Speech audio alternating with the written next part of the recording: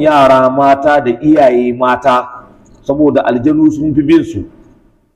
Haka kuma su ma mu ma din maza din ana samun wannan abu. Wallahi kun ga a kowane irin abu ana samun irin wa'annan jinnu, a kowane iri yadda kuma baka tunani, kowane iri. To saboda haka da ka iya fita dole ka yi alola. In ka yi alola da ka fita gida ka ce bismillahi tawakkaltu ala Allah wala haula wala quwwata illa billah, wanda hadisi ya tabbatar da cewa duk mutumin da yayi haka, su da karan kansu shedanun aljanun sukan ce to yaya damu yi da mutumin da aka isar masa, yaya damu yi da mutumin da ya samu tsaro. Babu yanda za su yi da kai, wannan haka ne, sigan hadisin ya zo da wannan. To saboda haka ya je ya ji wannan karatun alkur'ani.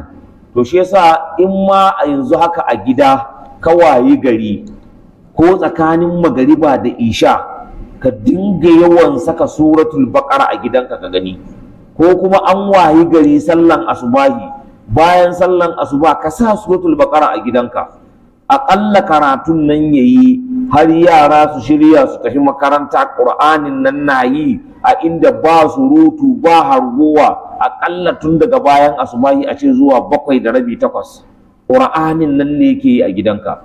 Wallahi duk wani shaidanin aljani, kai hatta shaidanin mutum wallahi ba zai yi tasiri a cikin gidan ba, ko ba su yi tasiri akan mutanen gidan ba.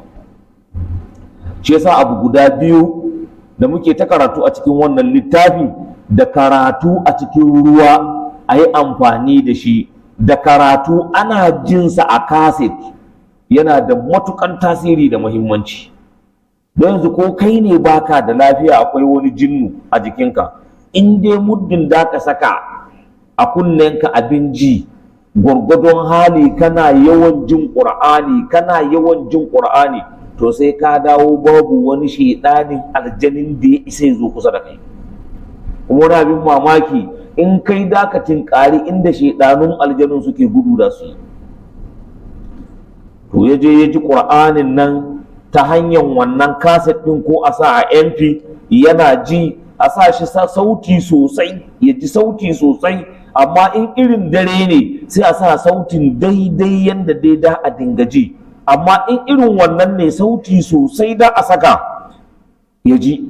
Wa ba'da muddatin, bayan adadin wannan kwana 45 din nan al-muqarrat wanda aka ambata, ja'a yamshi wa huwa fi kamil quwahu aqaliyan, sai gashi nan saurayin nan ya zo yana tafiya yana cikin cikakken hankali wanda yake mai kyau.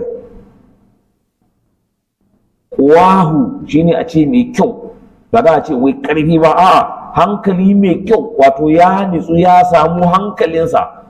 Kaga wannan jinnun da aka tura masa dole ya gudu saboda Qur'ani. Wa ya taziru li amma hadasa minhu, yace sai yazo kuma yana bani uzuri, yana dan ban hakuri akan abin da ya faru da shi min qablu tun gabanin nan, saboda an bashi labari, ai lokacin da muka kai ka ai naushin sa kai, sai da kacan ya tashi sama. To shine sai yazo sai ke bashi labari cewa ga abin da aka gaya masa ya faru, bin ragami, tare da cewa annahu lam yakum yashkuru bi zalika, bai san lokacin da yayi ba, amma an ban labari, amma yanzu kai hakuri.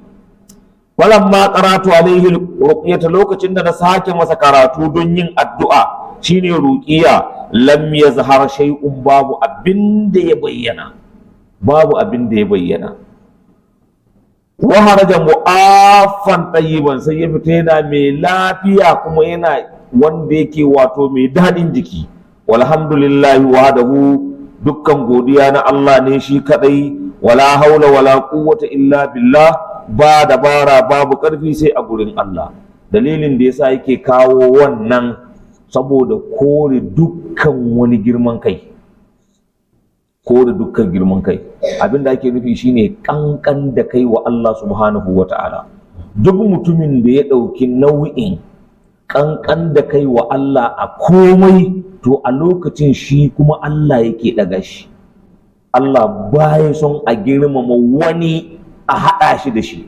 Yanzu misali, ai abin da suka ce mal masihu isa ibn maryama, ko Allah ta'ala ce masihu isa dan maryamu bai zamo ba sai manzo, kada halad min qablihi rusulu, sun wuce gabaninsa manzanni da yawa.